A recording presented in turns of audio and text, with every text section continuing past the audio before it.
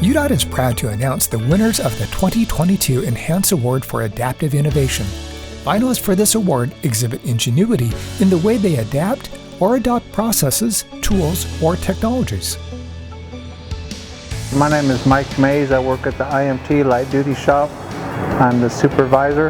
I work with Dave DeVore and Jace Archuleta on these IMT trucks, and we're moving the valve bodies for the wheel lifts and the stingers.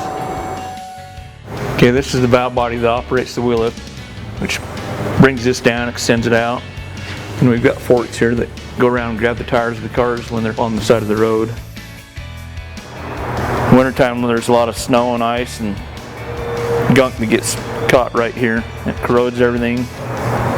So I come up with an idea to move it from underneath the truck to inside the toolbox, run everything inside so it's out of the weather and out of the elements, so we don't have any wiring issues and no more corrosion and valves hanging up. So now that the valves are inside the truck, we're servicing the valves probably once a year now instead of every month. Well, we're not having as many phone calls about the trucks being down on the side of the road. But should there be a breakdown, we don't have to go out and crawl down under the truck. They're now up on the side, so we can just be on the side of the truck and not under the truck.